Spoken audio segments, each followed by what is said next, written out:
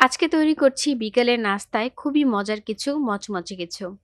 সহজ এবং অল্প উপকরণে তৈরি করা যায় এমন কিছু তৈরি করছি আজকের বিকেলের নাস্তায়।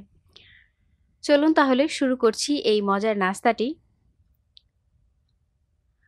আমি এই নাস্তাটি তৈরি করার জন্য প্রথমে একটি মিক্সিং বোল নিয়েছি আর তার মধ্যে দিয়ে দিলাম ১.৫ কাপ পরিমাণে পেঁয়াজ কুচি।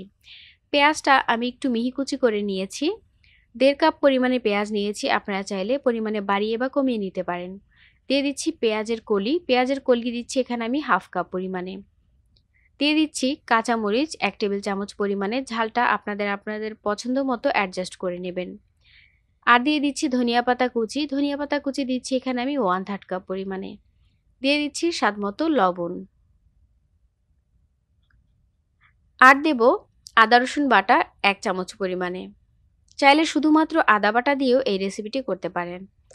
আর দিচ্ছি হলুদের গুঁড়া, হলুদের গুঁড়া দিচ্ছি 1/2 চামচ পরিমাণে।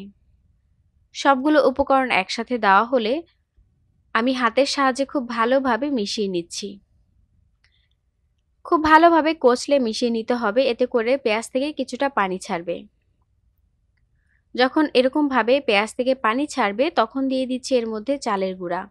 আমি 1 কাপ পরিমাণে চালের গুঁড়া নিয়েছি, চাইলে আপনারা এর মধ্যে ময়দা বা বেসন দিয়েও একই রেসিপি করে নিতে পারেন এবং চালের গুঁড়াটা ভেজা বা শুকনা সেটাও ব্যবহার করতে পারেন, দুটোই ব্যবহার করা যাবে।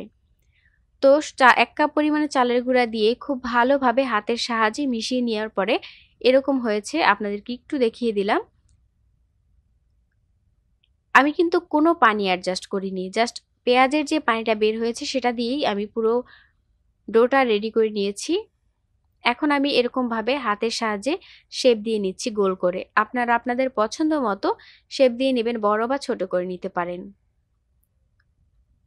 তো এরকমভাবে করে নেওয়ার পরে এখন আমি তেলে ভেজে দিচ্ছি। আমি হালকা পরিমাণে তেল দিয়েছি, একেবারে ডুবো তেলে ভাজবো না। একটা একটা করে তেলের মধ্যে দিয়ে দিচ্ছি। তেলটা যখন মিডিয়াম হিটে গরম হবে তখন দিতে হবে। হাই হিটে কিন্তু ভাজা যাবে না এই নাস্তার রেসিপিটি। সেক্ষেত্রে বাইরের অংশটা পুড়ে যাবে এবং ভেতরে পারফেক্টভাবে সেদ্ধ হবে না। তো এখন একটা চামচের সাহায্যে উল্টে পাল্টে দিচ্ছি আর উল্টে পাল্টে ভেজে নিচ্ছি গোল্ডেন ব্রাউন কালার হয়ে আসা পর্যন্ত।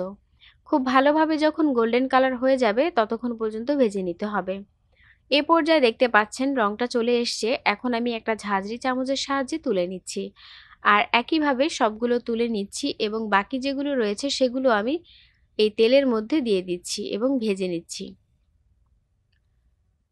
আপনারা দেখেই বুঝতে পারলেন কত সহজে এবং অল্প উপকরণে তৈরি করা গেল আজকের এই নাস্তাটি।